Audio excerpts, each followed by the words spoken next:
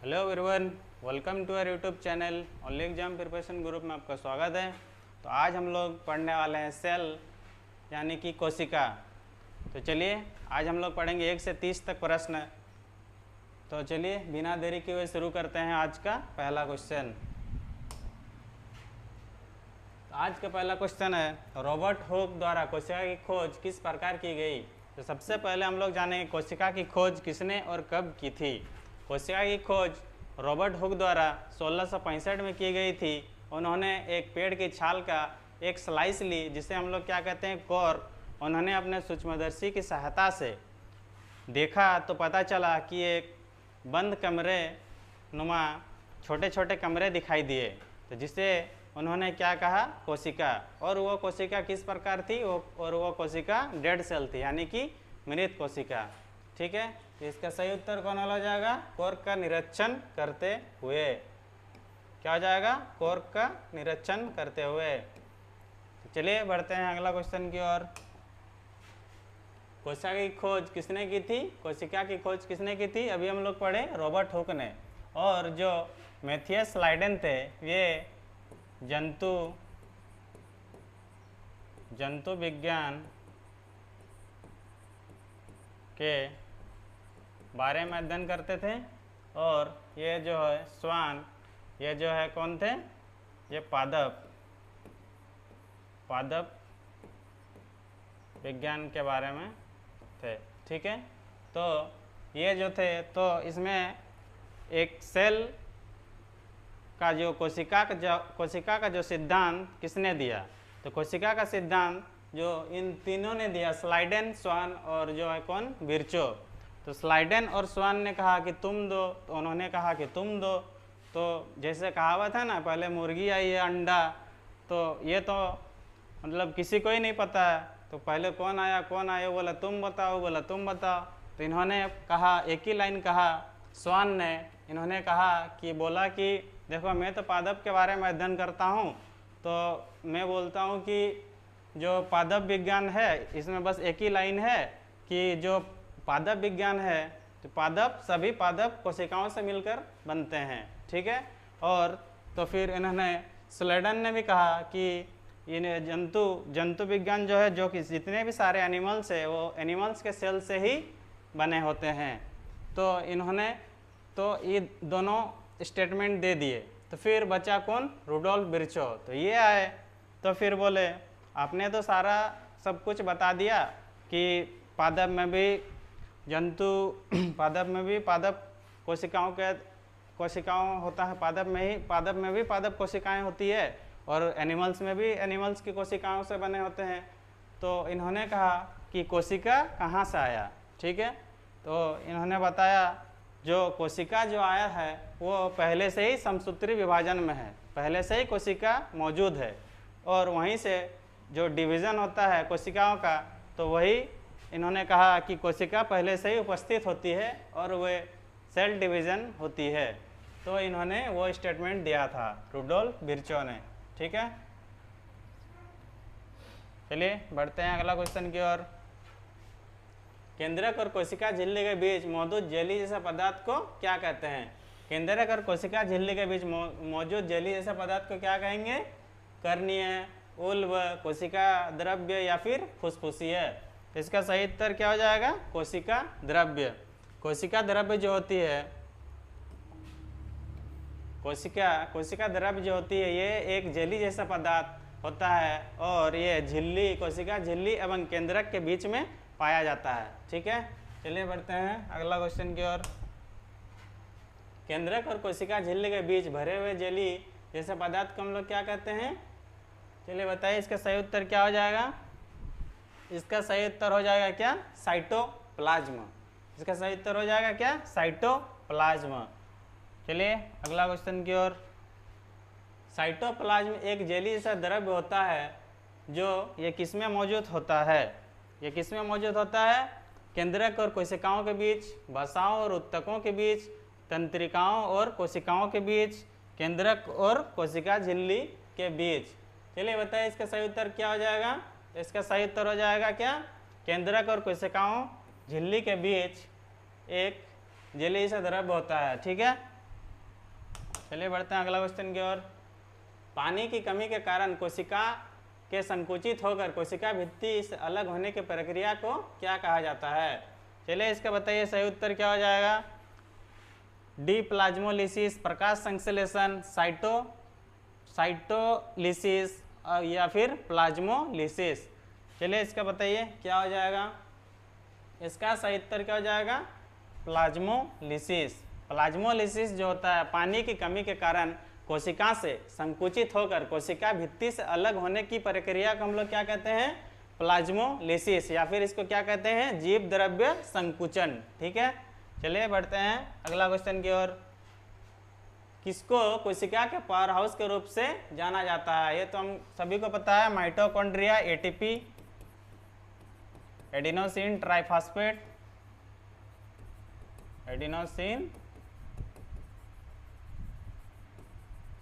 Adenosine triphosphate. ठीक है, चलिए बढ़ते हैं अगला क्वेश्चन की ओर। कोशिकाओं का वो बाह्यतम आवरण कौन सा है जो कोशिकाओं के अवयवों को उसके बाह्य वातावरण से अलग करता है? चलिए इसका बताइए सही उत्तर क्या होगा। प्लाज्मा झिल्ली, या फिर कोशिकांग, या फिर स्नायु कोशिका, या फिर क्या है, चिकनी पेशी कोशिका। बताइए इसका क्या होगा सही उत्तर। इसका सही उत्तर हो जाएगा ऑप्शन ए, प्लाज्मा झिल्ली। प्लाज्मा झिल्ली जो है, प्लाज्मा झिल्ली जो है सबसे बाहर, ठीक है, चारों ओर पतली, मुलायम और लचीली होती है। ठीक है, जो ये कोशिका जो है प्लाज्मा झिल्ली, कोशिका सबसे बाहर चारों ओर पतली, मुलायम, लचीली झिल्ली होती है। ठीक है, चलिए बढ़ते हैं अगला क्वेश्चन की ओर। इवेक्टोरियम प्लेट पर कोशिका के केंद्र में गुणसूत्रों का संरेखन माइटोसिस के किस चरण का गठन करता है? टेलोफेज, प्रोफेज, मेटाफेज या फिर एनाफेज। क्या हो जाएगा इसका सही उत्तर? इसका सही उत्तर क्या हो जाएगा, मेटाफेज। ठीक है, इसका सही उत्तर हो जाएगा क्या, मेटाफेज। बढ़ते हैं अगला प्रश्न की ओर। स्वतंत्र अस्तित्व के सक्षम जीव की सबसे छोटी इकाई क्या होती है? बताइए इसका सही उत्तर क्या होगा। कोशिका, कोशिका द्रव्य, रिक्तियां, जीव द्रव्य। क्या होगा इसका सही उत्तर? इसका सही उत्तर क्या हो जाएगा, कोशिका। ठीक है, यह सबसे छोटी इकाई होती है कोशिका। ठीक है ना, चलिए बढ़ते हैं अगला क्वेश्चन की ओर। जीवन की मूलभूत इकाई क्या है? जीवन की मूलभूत इकाई को ही हम लोग क्या कहते हैं, कोशिका कहते हैं। ठीक है, चलिए बढ़ते हैं अगला प्रश्न की ओर। कोशिकाओं में प्रोटीन और लिपिड के परिवहन, संशोधन और पैकेजिंग के लिए निम्नलिखित में से कौन सा कोशिकांग उत्तरदायी है? तो इसका बताइए कौन वाला सही हो जाएगा। खुरदरी अंतःप्रद्रवी जालिका, यानी रफ एंडोप्लाज्म रेटिकुलम, या फिर चिकनी अंतःप्रद्रवी जालिका, यानी स्मूथ एंडोप्लाज्म रेटिकुलम, या फिर राइबोसोम, या फिर डी गोल्जी काय। बताइए इसका सही उत्तर क्या हो जाएगा। इसका सही उत्तर हो जाएगा क्या, गोल्जी काय। ये जो होता है प्रोटीन और लिपिड परिवहन, संशोधन का पैकेजिंग, यानी इसको हम लोग क्या कहते हैं, पोस्ट ऑफिस की तरह, यानी ये आदान प्रदान करता है। ठीक है, एक जगह से दूसरा स्थान आदान प्रदान करता है, एक जगह से दूसरा स्थान ले जाने का कार्य कौन करता है, गोल्जी का है, जिसको हम लोग क्या कहते हैं, पोस्ट मास्टर भी कहते हैं। ठीक है, बढ़ते हैं चलिए अगला क्वेश्चन की ओर। निम्न में से कौन सी झिल्ली संयोजित थैली पाचक एंजाइमों से भरी होती है? बताइए इसका सही उत्तर क्या हो जाएगा। गोल्जी काय, माइटोकॉन्ड्रिया, लाइसोसोम या फिर रसदानी। बताइए इसका क्या हो जाएगा सही उत्तर। इसका सही उत्तर क्या होगा। इसका सही उत्तर हो जाएगा क्या, लाइसोसोम। अच्छा ये बताइए लाइसोसोम की खोज किसने की थी और कब की थी। लाइसोसोम की खोज की थी डी दुबे ने 1955 में। कब की थी, डी दुबे ने 1955 में। ठीक है, ये अधिकतर जंतु कोशिका मुख्य रूप में एंजाइम अभिक्रिया करके और एंजाइम करने वाली जो होती है, ये लाइसोसोम जो होती है, ये अधिकतर जंतु कोशिका मुख्य रूप में एंजाइम अभिक्रिया करने वाली कोशिका है। जैसे ये आता है अग्नाशय में, आपका हो जाएगा कि अग्नाशय आ जाएगा, अग्नाशय आ जाएगा, और क्या आ जाएगा, यकृत आ जाएगा, यकृत, मस्तिष्क,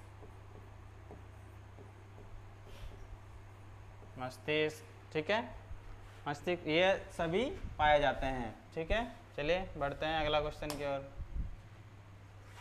कोशिकांगों में किसे कोशिकाओं की आघात्मघाती थैली कहा जाता है? किसे हम लोग सुसाइड बैग से जानते हैं? लाइसोसोम, गोल्जिकाई, क्लोरोप्लास्ट, माइटोकॉन्ड्रिया। क्या हो जाएगा सही उत्तर? क्या हो जाएगा सही उत्तर बताइए? क्या हो जाएगा? Option A, lysosome. ठीक है, लाइसोसोम। चलिए बढ़ते हैं अगला क्वेश्चन की ओर।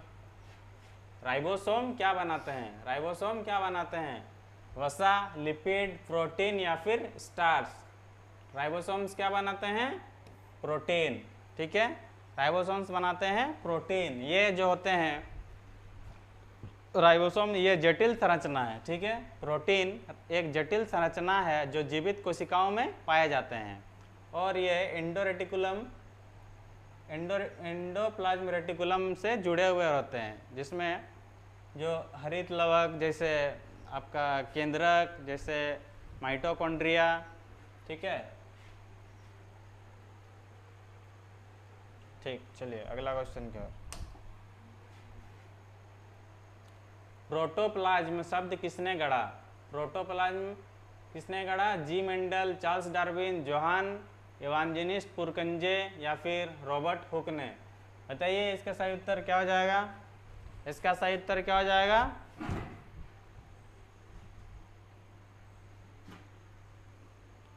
जी मेंडल, जोहान इवांजेलिस्ट पुरकंजे, चार्ल्स डार्विन या फिर रॉबर्ट हुक। इसका सही उत्तर हो जाएगा ऑप्शन बी। क्या हो जाएगा? पुरकंजे। क्या हो जाएगा इसका सही उत्तर? पुरकंजे। कोशिकाओं की एक प्रकार की अपशिष्ट निस्तारण प्रणाली है। वे किसी भी बाह्य सामग्री के साथ साथ खराब हो चुके कोशिकांगों को पचाकर कोशिकाओं को साफ रखने में मदद करते हैं। वो क्या है? प्लास्टिड्स, माइटोकॉन्ड्रिया, लाइसोसोम या फिर गोल्जिकाई। बताइए इसका सही उत्तर क्या हो जाएगा? इसका सही उत्तर हो जाएगा आपका क्या? लाइसोसोम। कोशिकाओं एक प्रकार की अपशिष्ट निस्तारण प्रणाली है। ठीक है, वे किसी भी बाह्य सामग्री के साथ साथ खराब हो चुके कोशिकांगों को पचाकर कोशिकाओं को साफ रखने में मदद करते हैं। कौन करते हैं? लाइसोसोम्स। ठीक है, चलिए बढ़ते हैं अगला क्वेश्चन की ओर। निम्नलिखित में से कौन सा ऑर्गेनल किसी भी बाह्य सामग्री को पचाकर कोशिकाओं को साफ रखने में सहायक होता है, साथ ही कोशिकांगों को क्लांत भी करता है? ठीक है, बताइए इसका सही उत्तर क्या हो जाएगा? गोल्जी अपट्स, लाइसोसोम, माइटोकॉन्ड्रिया, अंतःप्रद्रवी जालिका। बताइए इसका सही उत्तर क्या हो जाएगा? इसका सही उत्तर हो जाएगा ऑप्शन बी, क्या? लाइसोसोम। ठीक है, चलिए बढ़ते हैं अगला क्वेश्चन की ओर। बताइए निम्नलिखित में से कौन से कथन असत्य है? बोल रहा, पादप कोशिकाओं में जंतु कोशिकाओं की तुलना में छोटी रिक्तताएं पाई जाती है। पादप कोशिकाएं सामान्य जंतु कोशिकाओं से बड़ी होती है। जंतु कोशिकाओं में लवक नहीं पाए जाते हैं। पादप कोशिकाओं में कोशिकाएं भित्ति पाई जाती है, जबकि जंतु कोशिकाओं में नहीं पाई जाती है। बताइए इनमें से कौन सा असत्य है, कौन सा गलत बोल रहा है स्टेटमेंट? चलिए बताइए इसका सही उत्तर क्या हो जाएगा?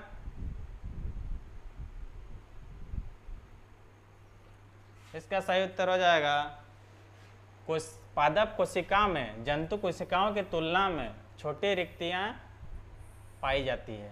ये गलत स्टेटमेंट है। ठीक है, ये आपका सही उत्तर हो जाएगा। पादप कोशिकाओं में जंतु कोशिकाओं की तुलना में छोटी रिक्तियां पाई जाती है, गलत बोल रहा। ठीक है, चलिए बढ़ते हैं अगला क्वेश्चन की ओर। कौन सा तरल पदार्थ आंत से अवशोषित वसा को ग्रहण करता है और अतिरिक्त द्रव को अतिरिक्त कोशिकाओं स्थान में वापस रक्त में ले जाता है? इसका बताइए क्या हो जाएगा? प्लेटलेट्स, कोशिकाएं, प्लाज्मा या फिर लसिका। क्या हो जाएगा इसका सही उत्तर? इसका सही उत्तर हो जाएगा क्या? लसिका। क्या हो जाएगा? लसिका। ठीक है, बढ़ते हैं। चलिए अगला क्वेश्चन की ओर। निम्नलिखित में से अर्धसूत्रण के लिए कौन सा कथन सत्य नहीं है? इसमें भी कौन सा कथन सत्य नहीं है बोल रहा है, यानी रॉन्ग स्टेटमेंट को हम लोग को चुनना है। अर्धसूत्रण 2 चरणों में होता है। ठीक है, अर्धसूत्रण के परिणाम स्वरूप परिणाम कोशों में गुणसूत्रों की संख्या दोगुनी हो जाती है। ठीक है, जो कि ये वाला सही हो जाएगा, ये गलत स्टेटमेंट है। अर्धसूत्रों के परिणाम स्वरूप परिणाम स्वरूप कोशों में गुणसूत्रों की संख्या दोगुनी नहीं होती है। ठीक है, चलिए बढ़ते हैं अगला क्वेश्चन की ओर। किस कोशिकांग को कोशिका का मास्टर कहा जाता है? बताइए ये अलग कौन अलग किसको कोशिका का मास्टर कहा जाता है? कोशिका का मास्टर हम लोग किसको कहते हैं? न्यूक्लियस को, यानी नाभिक को। ठीक है, किस कोशिका में मौजूद सबसे बड़ा कोशिकांग कौन सा है? किसी कोशिका में मौजूद सबसे बड़ा कोशिकांग कौन सा है? बताइए इसका सही उत्तर क्या हो जाएगा?